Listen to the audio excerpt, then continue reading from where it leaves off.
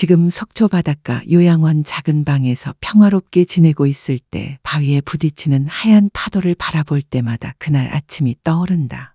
내 삶을 다른 방향으로 돌려놓은 평범해 보이는 아침. 내가 정말 늙었다는 것을 깨달은 아침.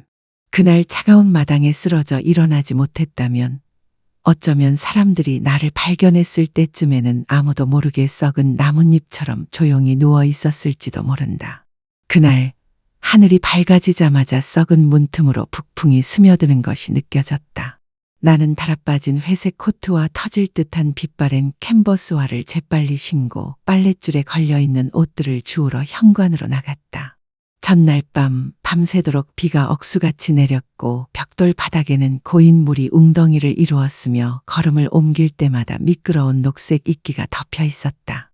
남편의 낡은 모직 스카프를 주우려고 몸을 굽혔다. 어느새 젖은 마당 구석에 떨어져 있었다. 그때 깨진 타일의 신발 뒤꿈치가 미끄러져 발이 버틸 수 없게 되자 낡은 내 몸이 차가운 바닥으로 떨어졌다. 쾅!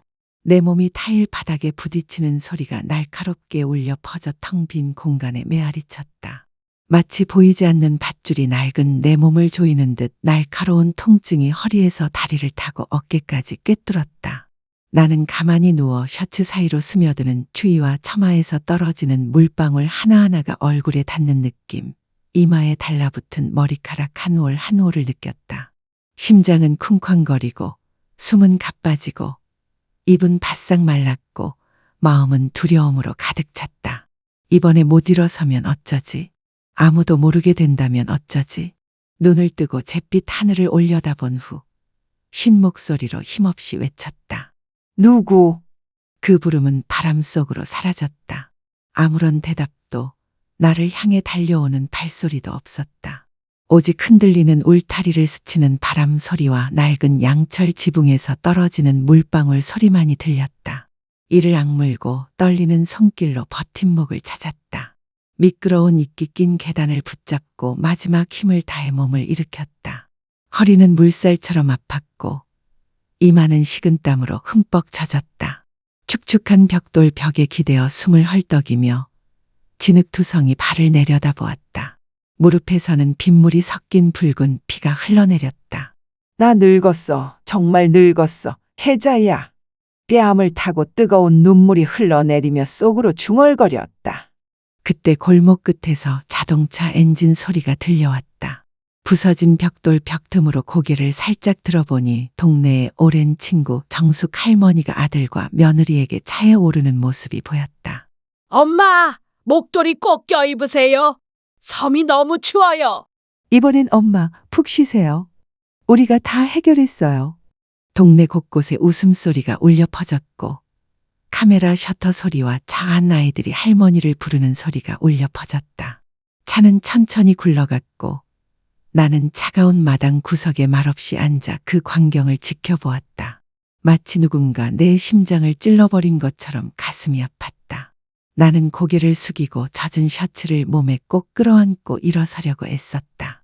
왼손은 아픈 옆구리를 껴안고 오른손은 벽을 더듬으며 한 걸음씩 집 안으로 기어 들어갔다. 낡은 나무 문이 삐걱거리며 열리고 차가운 공기가 밀려들었다. 집 안은 어두컴컴했고 어제 오후 이후로 커튼이 쳐지지 않아 퀴퀴한 냄새가 가득했다. 나무 테이블로 절뚝거리며 다가가 의자에 털썩 주저앉았는데 온몸이 떨렸다. 창문으로 들어오는 희미한 아침 햇살이 뼈만 앙상하고 핏줄이 돋은 내 손을 비쳤다. 한때 아이의 손을 잡고 길을 건너던 손, 남편을 비로부터 지켜주던 우산을 쥐었던 손은 이제 곧 떨어질 눈물을 닦아주는 데만 쓰였다. 벽에 걸린 누렇게 변색된 가족 사진을 올려다보았다. 어린 시절에 내가 두 아이 사이에 서 있었고 뒤로는 푸른 속초 바다가 펼쳐져 있었다. 그날 아침 제 생일을 기억했습니다. 그들이 저를 바다로 데려가 사진을 찍고는 이렇게 말했죠. 엄마, 이건 우리 가족의 추억이에요. 엄마는 오늘을 항상 기억할 수 있을 거예요. 이제 저와 사진만 남았고 각자의 자리에서 각자의 삶을 살아가는 그들은 더 이상 이 늙은 어머니에 대해 걱정하지 않았습니다. 다시 강한 바람이 불어와 낡은 커튼을 펄럭이며 벽에 곰팡내, 마당에 차가운 흙냄새, 무거운 외로움의 냄새를 실어왔습니다. 저는 그 낡은 나무 의자에 오랫동안 꼼짝 않고 앉아 마치 사람의 인생을 카운트다운하는 듯 벽시계의 똑딱거리는 소리에 귀를 기울였습니다. 집은 너무 조용해서 문틈으로 스치는 바람 소리와 마당의 마른 나뭇잎이 흔들리는 소리가 또렷하게 들렸습니다. 제 눈은 탁자 위에 낡은 전화기에서 멈췄습니다. 전화기 가장자리가 긁혀 있었고 화면 모서리에 얇은 선이 나타났습니다. 나는 손을 뻗었다. 떨리는 손가락이 마치 나와 두 아이를 연결하는 마지막 실을 만지듯 그 실을 만졌다. 전화해야 할까? 아니면 또 귀찮게 해야 할까? 하지만 그때 두려움이 자존심보다 더 컸다. 이번에 여기서 쓰러지면 어쩌지? 언제쯤 알게 될까? 지원, 내 큰아들의 번호로 전화를 걸었다. 심장이 쿵쾅거리고 손바닥에서 땀이 뚝뚝 떨어졌다. 전화벨은 계속 울렸다. 울렸다. 울렸다. 그러다가 멈췄다. 그리고는 생기 없는 기계음으로 바뀌었다. 전화하신 분은 현재 통화가 불가능합니다. 나는 전화기를 테이블 위에 내려놓고 오랫동안 전화기를 응시했다. 마음속에 공허함이 넓어지는 것 같았다. 밖에서 이슬비가 내리기 시작했다. 문틈으로 차가운 작은 물방울들이 흩날렸다. 나는 몸을 웅크리고 퇴색된 스웨터를 몸에 더 가까이 끌어당기며 집안을 둘러보았다. 모든 물건, 벽의 모든 구석, 모든 의자, 모든 컵. 오늘은 왜 이 모든 것이 이토록 낯설게 보일까? 머릿속에 어떤 생각이 스쳐 지나가며 등골이 오싹해졌다. 내가 이렇게 늙어서 한때 내가 지었던 집안의 그림자가 된 걸까? 깊은 숨을 들이쉬고 연락처를 열었다. 손가락에 쥔 여자의 이름이 꽂혔다. 민정. 한 박자, 두 박자, 그리고는 꺼졌다. 아무런 응답도 없었다. 안부를 묻는 메시지도 없었다. 그 순간 깨달았다. 뭔가 하지 않으면 영원히 여기 앉아 영원히 오지 않을 무언가를 기다리게 될 거라는 걸. 나는 차가운 집 한가운데 조용히 앉아 있었다. 어둠이 점차 나를 집어삼켰다. 벽에 걸린 시계는 여전히 똑딱거리고 있었는데 마치 누군가의 신발이 젖은 벽돌 바닥을 쿵쿵거리는 소리 같았다. 현관 밖 빗줄기가 거세지기 시작했고 문틈으로 바람이 불어들어와 낡은 커튼이 펄럭이며 내가 방금 쓰러져 있던 이끼 낀 마당이 드러났다. 나는 살며시 손을 뻗어 뻐근한 허리를 어루만졌다. 숨이 턱 막힐 듯 가쁘게 헐떡였다. 하지만 육체적 고통은 조금씩 나를 갉아먹는 공허함에 비하면 아무것도 아니었다. 낡은 전화기는 테이블 위에 조용히 놓여 있었다. 화면은 그 순간 내 심장처럼 어두웠다. 나는 떨리는 손가락으로 전화기를 멍하니 바라보았다. 심장이 쿵쾅거렸다. 전화해야 할까? 아니면 다시 귀찮게 해야 할까? 하지만 이번에도 혼자 일어설 수 없다면 어쩌지? 드디어 두려움이 자존심을 짓눌렀다. 지원에게 전화를 걸었다. 심장이 쿵쾅거리고 식은땀이 관자놀이를 타고 흘러내렸다. 전화벨은 계속해서 울려 퍼졌다. 그리고 멈췄다. 차갑고 기계적인 목소리가 칼날처럼 울려 퍼졌다. 전화하신 가입자는 현재 통화할 수 없습니다. 나는 전화기를 테이블 위에 내려놓고 텅 빈 화면을 응시했다. 돌멩이처럼 무거운 침묵이 흘렀다. 집 안을 둘러보았다. 지원이 앉았던 의자는 먼지로 뒤덮여 있었고 민정이의 찻잔은 여전히 선반 위에 거꾸로 놓여 있었다. 테두리는 누렇게 변색되어 있었다. 모든 것이 내게 상기시켜 주었다. 그들이 이곳에 온 지 아주 오랜 시간이 지났다는 사실이었다. 끔찍한 생각이 떠올랐다.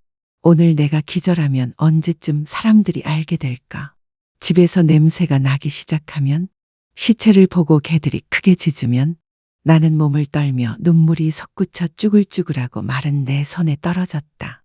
연락처를 열고 민정이에게 전화를 걸었다. 전화벨이 몇 번 울리고는 멈췄다. 응답이 없었다. 인사도 없었다. 그 절망의 순간, 잠 못 이루던 밤들 동안 내 목소리처럼 부드러운 목소리가 가슴에 울려 퍼졌다. 그냥 널 보고 싶어. 눈을 감기 전에 심호흡을 하고 메시지를 열었다. 손가락은 떨리고 눈은 눈물로 흐릿해졌다. 마치 내 마음의 조각들을 꺼내듯 한 글자, 한 글자를 타이핑했다. 지원아, 방금 병원에 갔어. 의사 선생님이 위에 종양이 있다고 하더라고. 계속 지켜봐야 해. 암일 수도 있어. 죽는 게 두려운 게 아니야. 그저 너희들을 마지막으로 한 번도 못 볼까봐 두려울 뿐이야. 멈칫했다. 눈물이 쉴 새 없이 흘러내렸다. 고통을 삼키고 말을 이었다. 시간 있으면 이번 주말에 다시 와줘. 눈물이 뺨을 타고 흘러내렸다. 원망도 없었다. 그저 마지막 한 조각을 붙잡으려 애쓰는 어머니의 간절한 호소였다. 마침내 보내기 버튼을 눌렀다. 화면이 다시 어두워졌다. 탁자 위에 화면을 내려놓았지만 눈은 여전히 화면에 붙어 작은 기적을 기다렸다. 현관 밖에서는 바람이 더 크게 울부짖으며 문이 삐걱거리는 소리가 났다. 마치 누군가 밤에 소리 없이 울고 있는 것 같았다. 그때 갑자기 벨소리, 문자 알림음이 울려 깜짝 놀랐고 심장이 쿵쾅거렸다. 전화기를 움켜쥐었다. 손이 너무 떨려 떨어뜨릴 뻔했다. 눈물이 흘러내렸지만 화면에 뜬 글자를 또렷하게 보려고 애썼다. 엄마, 읽었어. 내일 하루 쉬고 일찍 돌아올게. 걱정하지 마. 기다려. 지원. 눈물이 터져나왔다. 슬퍼서가 아니었다. 아파서가 아니었다. 며칠 만에 처음으로 아들의 이름이 문자 메시지에 나타났기 때문이었다. 광고도 비톡촉장도 아닌 꼭 돌아오겠다는 약속이었다. 휴대폰을 가슴에 들이밀자 심장이 기쁨으로 쿵쾅거리는 것이 느껴졌다. 마음속으로는 오랫동안 비가 내린 후 하늘이 개인 듯했다. 눈물을 닦고 일어서서 테이블 모서리를 붙잡았다. 허리는 아팠지만 마음은 이상하리만치 따뜻했다. 부엌으로 들어가 냉장고를 열고 김 한 줌, 계란 몇 개, 다진 고기 몇 조각을 꺼냈다. 지원이가 좋아하던 미역국을 끓일 생각이었다. 밖에는 여전히 빗방울이 가볍게 떨어지고 있었다. 하지만 마음속에는 햇살이 따스하게 내리쬐고 있었다. 지원이의 문자를 읽고 또 읽은 후 나는 한참 동안 조용히 테이블에 앉아 있었다. 형언하기 힘든 복잡한 감정이 가슴을 가득 채웠다. 눈물이 여전히 볼을 적셨지만 그 안에는 기쁨과 두려움이 뒤섞여 있었다. 밖에는 비가 그치고 현관에서 오래된 벽돌 마당으로 몇 방울의 빗방울만 떨어졌다. 골목길 밖 나무 그늘 사이로 이른 아침 바람이 스치며 집 안으로 축축하고 흙내음을 불어넣었다. 문을 살짝 열어 바람을 들이마시고 심호흡을 하자 차가운 공기가 느껴졌지만 마음은 이상하게 따뜻했다. 조용히 부엌을 청소했다. 손은 여전히 떨리고 있었다. 추위 때문이 아니라 우울했던 나날들을 보내고 막 불붙은 희망 때문이었다. 나무 식탁을 닦고 낡은 식탁보를 매끈하게 펴고 불 옆에 떨어진 재를 수습하고 지원이가 앉았던 의자를 제자리에 놓았다. 밤이 깊어가고 있었다. 잠이 오지 않았다. 작은 방에 누워 낡은 기와 지붕 위로 떨어지는 빗소리를 들으며 시계에 똑딱거리는 소리를 세어보았다. 가슴이 두근거렸다. 내일 정말 돌아올까? 약속대로 돌아올까? 나는 스스로를 안심시켰다. 꼭 돌아올 거야. 문자 보냈어. 돌아올 거야. 평소보다 일찍 일어나 불을 피우고 모든 것을 준비했다. 불린 미역, 푼 계란, 다진 파. 부엌에는 은은한 국 냄새, 숯불이 타는 따스한 냄새가 가득했다. 허리가 아프지만 아들이 옛날처럼 이 밥을 함께 먹어주기를 바라며 참았다. 마음속으로 지원이가 집에 들어오는 모습을 그려보았다. 자리에 앉으라고 하고 따뜻한 국 한 그릇을 앞에 놓았다. 지원이가 이렇게 외치는 모습을 상상했다. 엄마가 끓여준 국 못 먹은 지 오래됐어요. 그 생각만 해도 심장이 그 어느 때보다 빨리 뛰었다. 마당 밖으로 나가자 나무 사이로 아침 햇살이 비쳐들어와 어제 내가 넘어졌던 이끼 낀 벽돌 바닥을 비추고 있었다. 하지만 오늘은 햇살이 더 부드러워졌고 마당이 더 깨끗해 보였다. 이 순간 내 가슴은 설렘으로 가득 차 있었기 때문이다. 그리고 대문 앞에 멈춰서는 자동차 엔진 소리가 들렸다. 앞치마에 재빨리 손을 닦았다. 가슴 속에서 쿵쾅거리는 심장이 쿵쾅거렸다. 기쁨과 슬픔에 곧 터질 눈물을 감추며 절뚝거리며 문 밖으로 나갔다. 골목길에서 멈춰서는 자동차 소리가 며칠째 이어진 집안의 정적을 가르는 칼날 같았다. 앞치마에 재빨리 손을 닦았다. 예전의 심장은 설렘으로 쿵쾅거렸다. 넘어지지 않으려 문틀을 붙잡고 벌벌 떨며 현관으로 나갔다. 한 걸음 한 걸음 내디딜 때마다 오랜 기다림의 무게가 더해지는 듯했다. 뿌연 유리문 너머로 지원이 보였다. 오랜만에 집 앞에 서 있는 내 아들.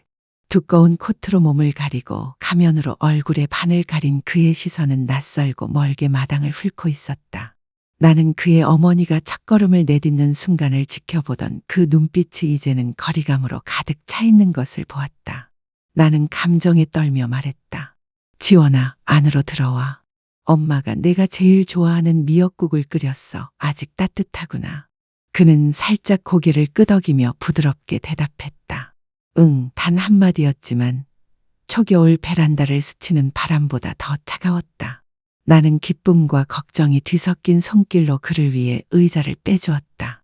나는 음식이 담긴 쟁반을 들고 부엌으로 들어갔다.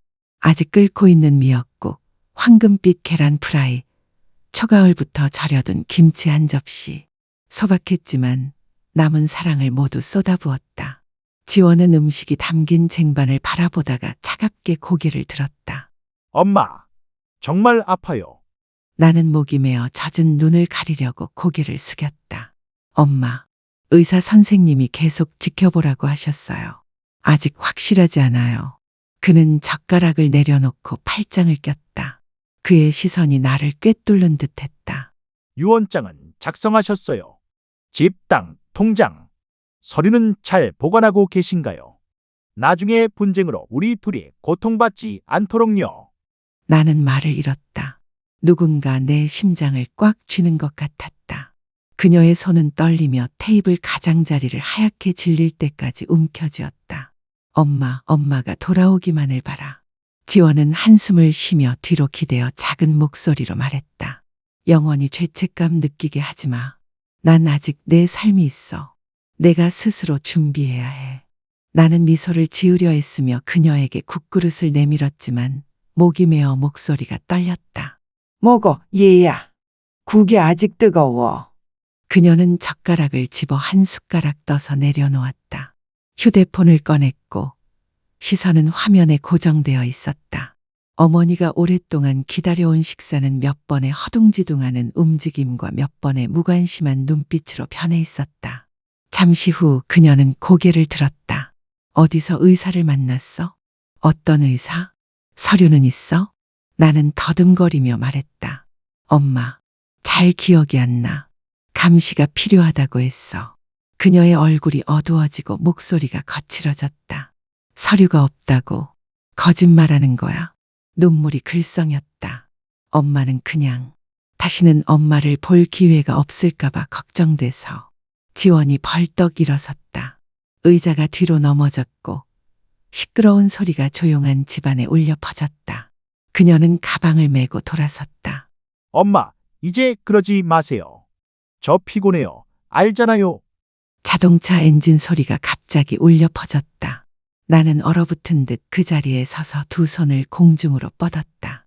부엌 밖 미역국 냄비가 타오르기 시작했다. 나는 수건을 잊은 채 재빨리 달려갔다. 냄비 손잡이를 쥔 두 늙은 손은 뜨겁게 달아올랐다. 냄비를 놓자 냄비가 떨어지고 국물이 튀었다. 타는 냄새, 미역 냄새, 제 냄새가 마치 방금 죽은 희망처럼 뒤섞였다. 나는 붉게 데인 손을 잡고 주저앉았다. 눈물이 흘러내렸다. 괜찮아. 살아있는 것만으로도 충분해. 명희. 밖에서는 바람이 거세게 불었고 비는 가랑비였다. 부어가는 연기가 자욱했고 집은 그 어느 때보다 차가웠다. 주변을 둘러보니 젓가락은 반으로 부러져 있었고 아이가 담은 밥그릇은 그대로였으며 의자는 기울어져 있었다. 나는 깨달았다. 이 밥은 맛을 잃었을 뿐만 아니라 엄마와 아이의 마지막 유대감마저 잃어버렸다. 나는 어질러진 부엌 한가운데 말없이 앉아 있었다. 붉게 그을린 내 손이 왼쪽 가슴을 껴안았다. 심장이 약하게 불규칙하게 뛰고 있었다.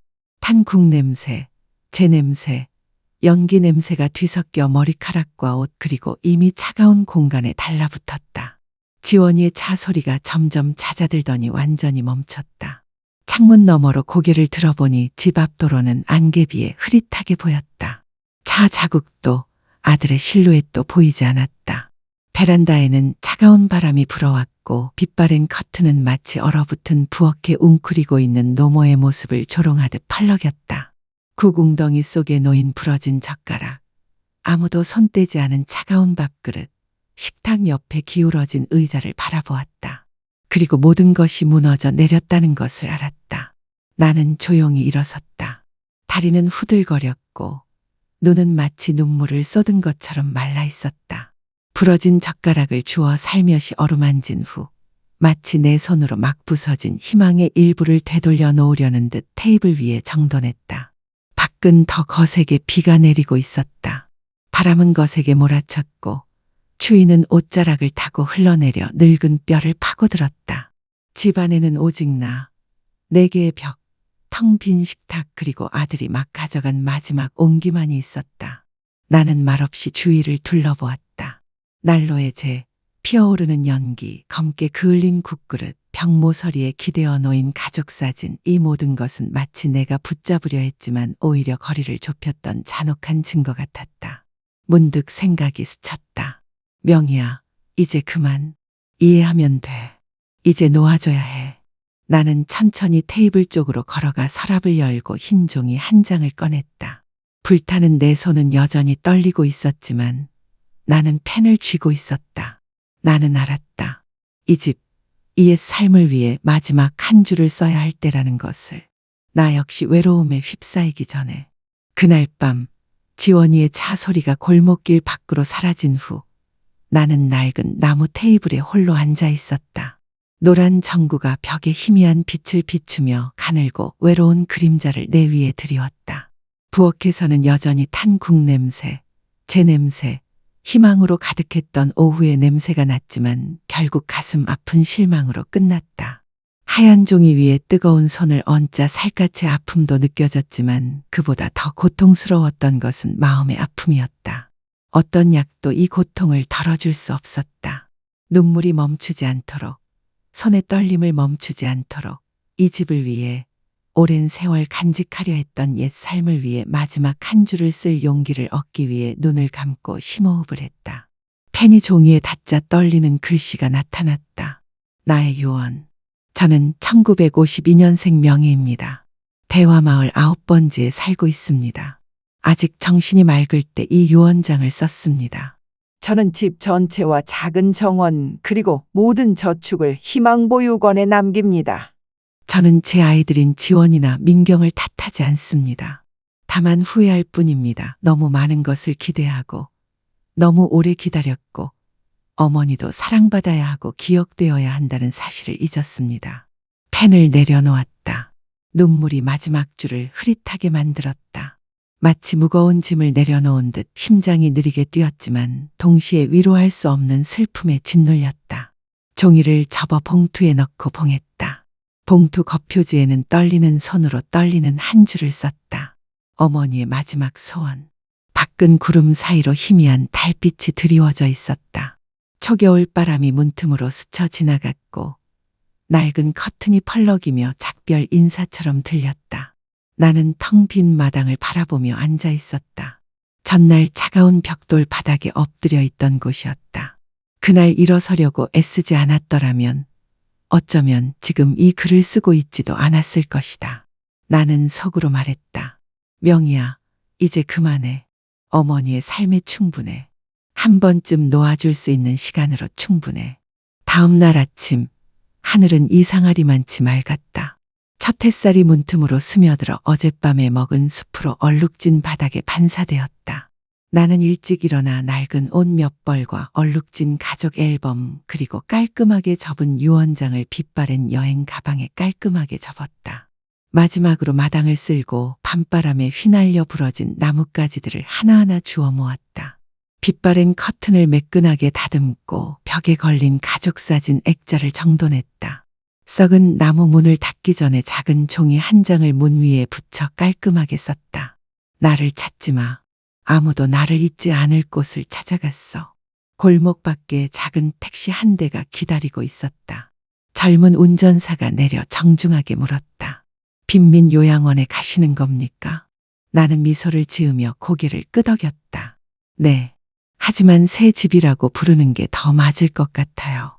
차는 굴러가며 낡은 기와지붕과 낙엽으로 뒤덮인 작은 골목길을 뒤로하고 떠났다. 평생 내 곁에 있었던, 이제는 추억으로만 남은 그곳. 나는 고개를 돌리지도 뒤돌아보지도 않았다. 오랜만에 마음이 가벼워졌다. 마치 먼 바다에 부는 이른 아침 바람처럼. 택시는 내 인생의 대부분을 내 집처럼 여겨왔던 집에서 나를 데려갔다. 아침 이슬로 덮인 창문 너머로 낡은 기와지붕이 서서히 사라지고 이끼로 뒤덮인 작은 골목길과 대문 옆에서 잎을 떨어뜨리는 오래된 반얀나무가 보였다. 모든 것이 슬로모션 영화처럼 뒤로 돌아가며 내 인생의 새로운 장으로 들어서게 했다. 나는 뒤돌아보지 않았다.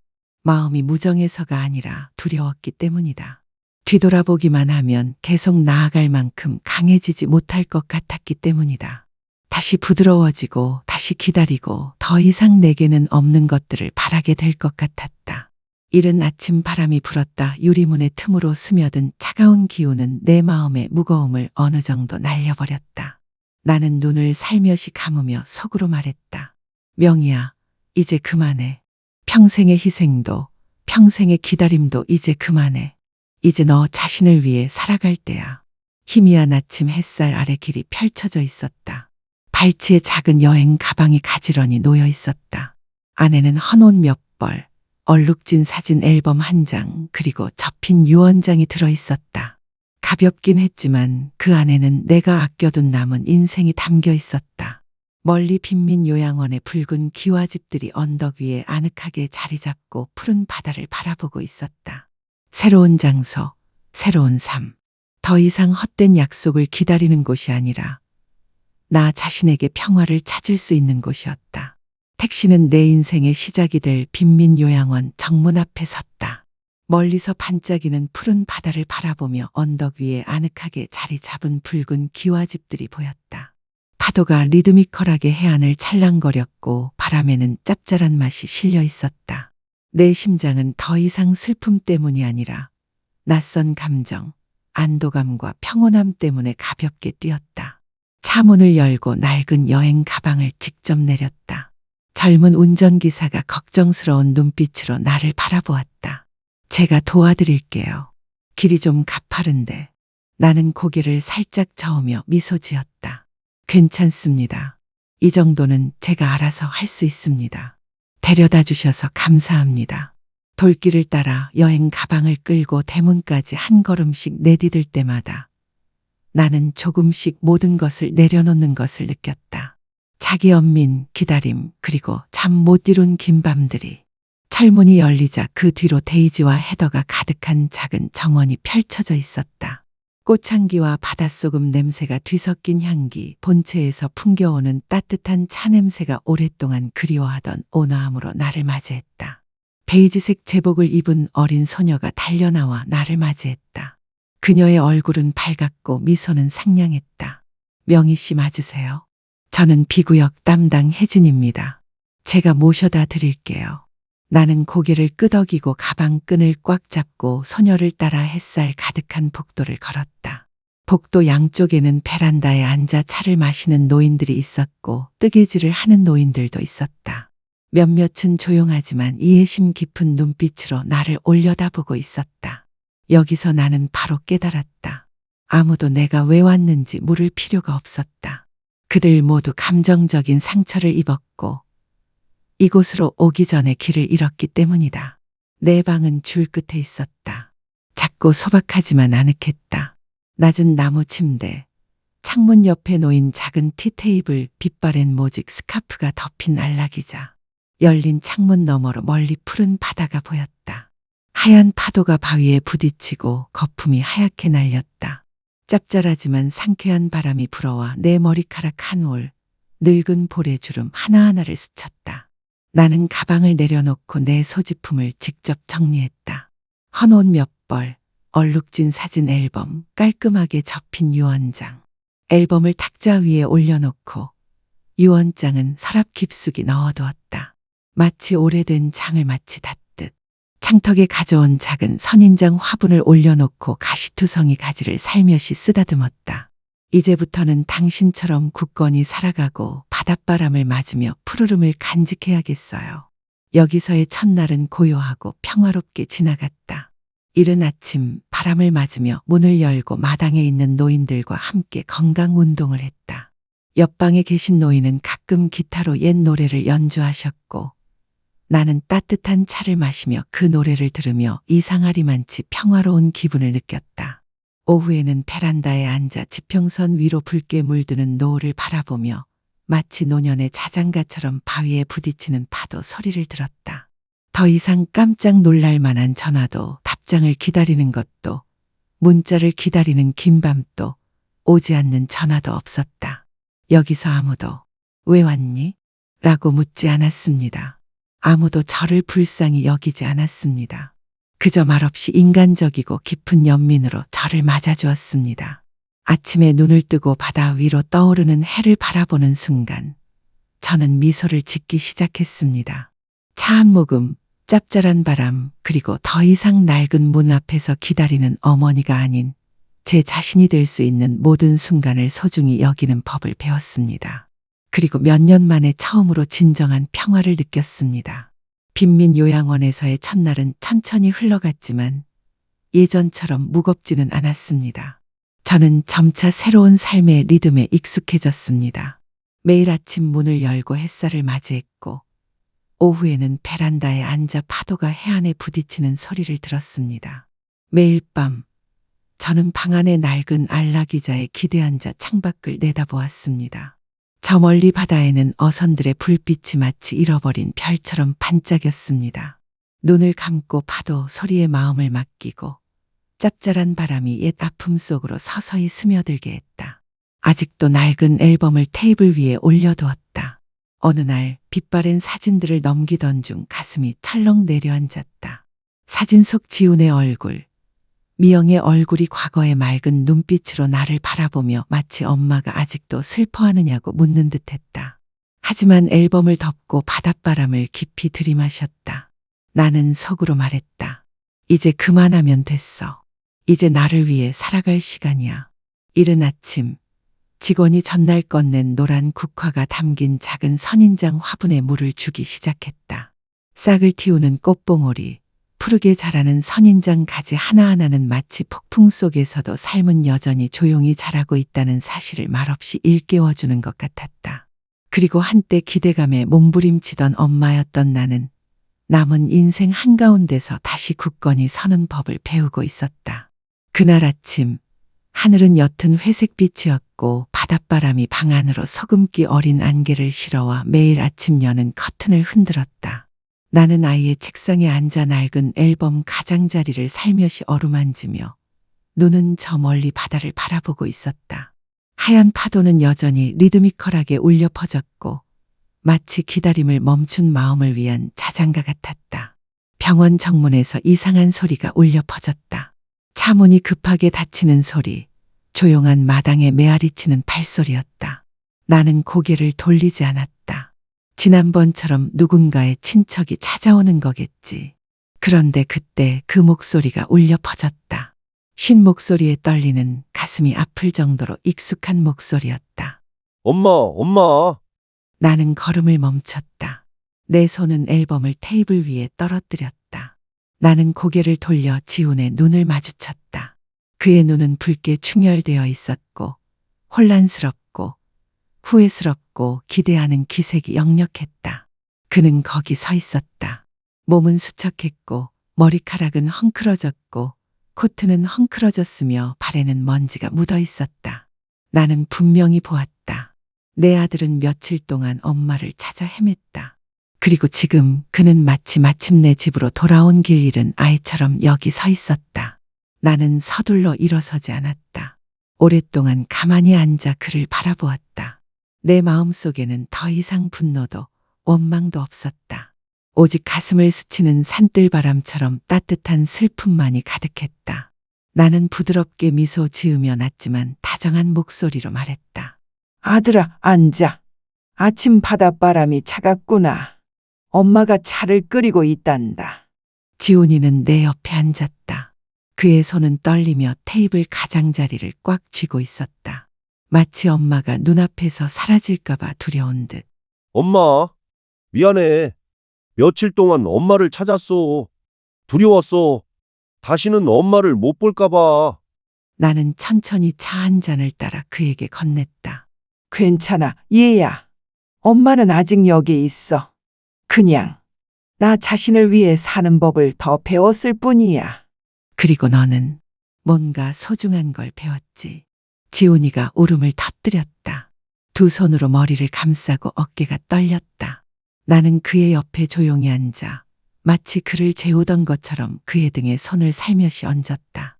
한참 후 지훈이는 여전히 눈물을 흘리며 고개를 들었다. 엄마, 나랑 같이 집에 와. 내가 엄마를 돌볼게. 보상할게. 나는 고개를 저었다. 부드럽지만 단호한 눈빛으로. 괜찮아, 얘야. 엄마가 여기 살기로 한 거야. 여기는 낡은 지붕이 아니지만 내가 남은 인생을 외로움 없이 아무것도 기다리지 않고 살 수 있는 곳이야. 걱정 마. 엄마는 행복해. 지우는 내 손을 꽉 잡고 흐느꼈다. 엄마, 내가 잘못했어요. 너무 무정했어요. 그냥 기회를 주시면 좋겠어요. 나는 지훈의 손을 부드럽게 꽉 잡고 부드럽게 미소 지었다. 엄마는 아직 여기 계셔. 언제든 와서 날 만나러 와도 돼. 하지만 더 이상 나를 여기서 쫓아내지 마. 알았지?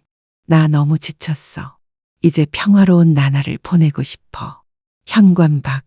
이른 아침 햇살이 계단 위로 쏟아지기 시작했고 바닷바람이 가까운 풀냄새를 실어 나르며 더 가벼워졌다. 우리 둘은 더 이상 아무 말도 없이 멀리 바다를 바라보며 앉아 있었다. 이번엔 그가 진심으로 이해한다는 것을 알았기 때문이다. 잃어버리고 설령 찾았다 하더라도 결코 예전처럼 돌아올 수 없는 것들이 있다는 것을. 그날부터 지훈이는 정기적으로 나를 찾아오기 시작했다. 주말마다 그는 수수한 모습으로 병원 정문에 나타났다. 손에는 과일 봉지가 들려 있었고 때로는 들국화 꽃다발을 때로는 직접 솜씨 좋게 뜬 목도리를 들고 있었다. 우리는 더 이상 과거에 대해 많은 이야기를 나누지 않았다. 그는 내 옆에 앉아 바다 이야기, 병원의 노인들 이야기, 내가 심어 꽃을 피우기 시작한 작은 국화나무 이야기에 귀 기울였다. 오후에는 그와 나는 현관 아래 앉아 석양이 지평선을 보랏빛으로 물들이는 것을 바라보며 리드미컬한 파도 소리를 들었다.